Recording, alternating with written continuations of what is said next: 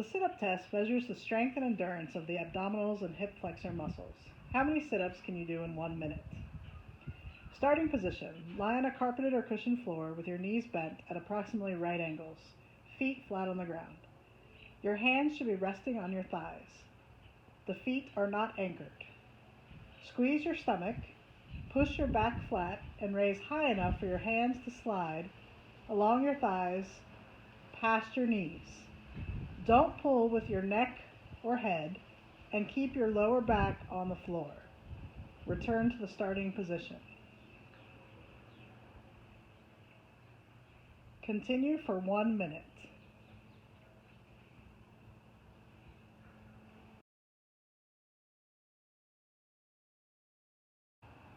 We will test upper body strength with a push-up. Use a standard push-up position with the hands and toes touching the floor in the starting position. Lower the chest down towards the floor, always to the same level each time, touching your chest to the cone. Do as many push-ups as possible until exhaustion. Count the total number.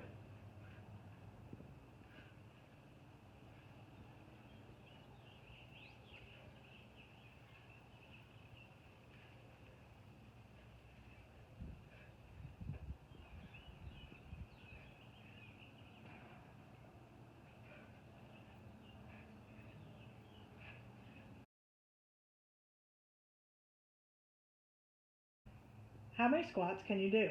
Stand in front of a chair or bench with your feet at shoulders width apart, facing away from it. Place your hands on your hips. Squat down and lightly touch the chair before standing back up. A good-sized chair is one that makes your knees at right angles when you are sitting. Keep doing this until you are fatigued.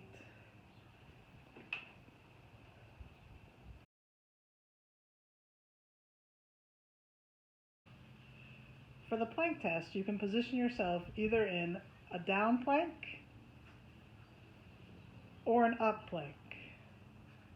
Pick one of the two and hold it throughout the time. Continue until you lose your form or you are fatigued.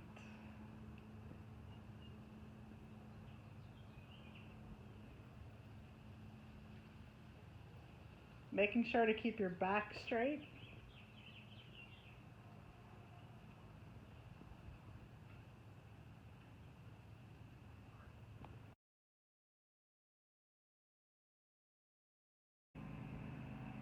For the balance test, you're going to balance on one leg in an athletic position with a knee bent, closing your eyes, counting until you lose your balance.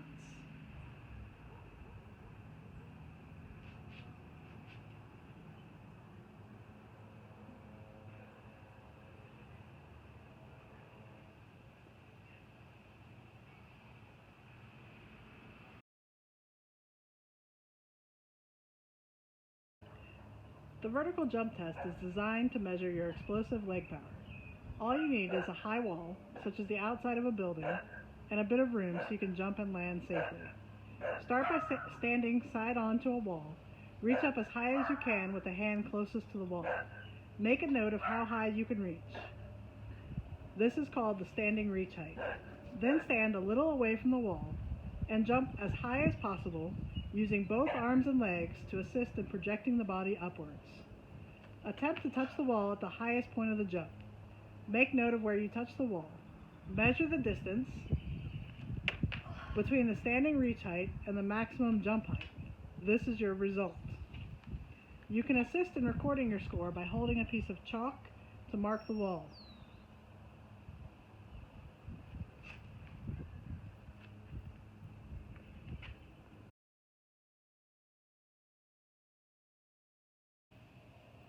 The sit and reach test is designed to measure flexibility of your hamstrings and lower back.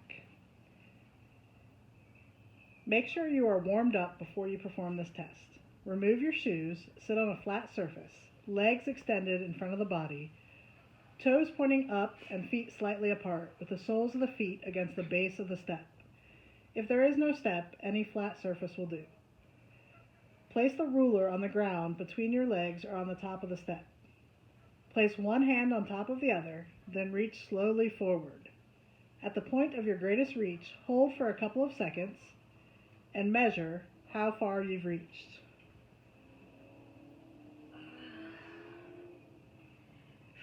Mark or take note of your best score.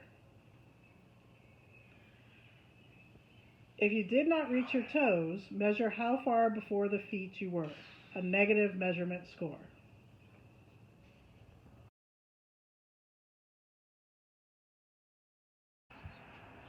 For body part juggling, we're going to use 14 surfaces, 13 if you're below the age of 12. On your foot, you have 4 on each foot. Laces, inside, outside, and heel. You have your 2 thighs, right and left. You have your right shoulder, left shoulder, chest, and head if you're above the age of 12.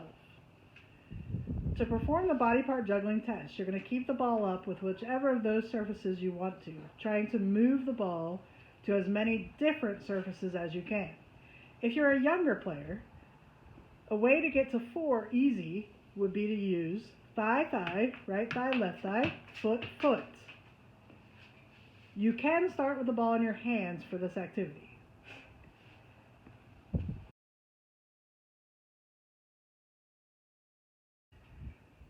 For head juggling, this is for players U12 and above only. You're going to try to juggle the ball, keeping it up with your head as many times as you can.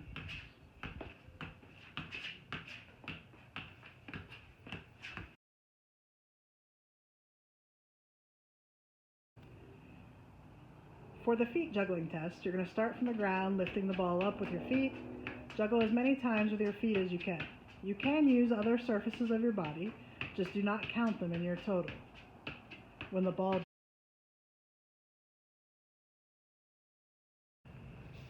For the moves in a minute test, you're going to do a move 3 times in a row, the same move, which will count as 1 point.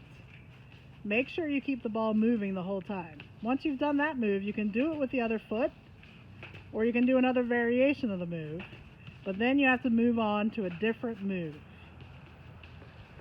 Complete as many moves as you can in 1 minute.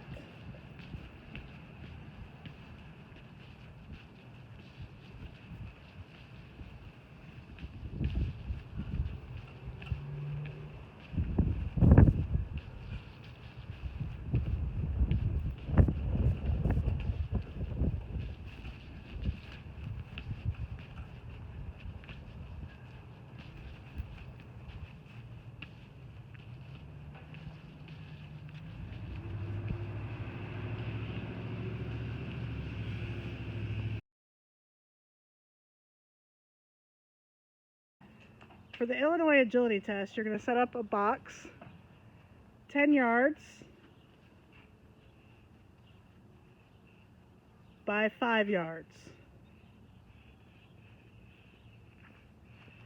There are 4 cones down the middle, each about a yard apart. You're going to start at one of the end cones. You're dribbling past the cone in front of you, turning sharply, going down to the blue cones, weave in and out of the blue cones, turn sharply again, dribble to the outside of the cone, and finish at the last cone.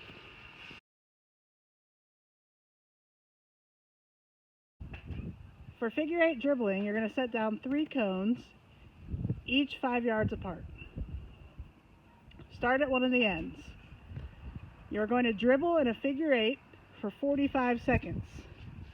Give yourself a point for each cone you get around that you do not hit.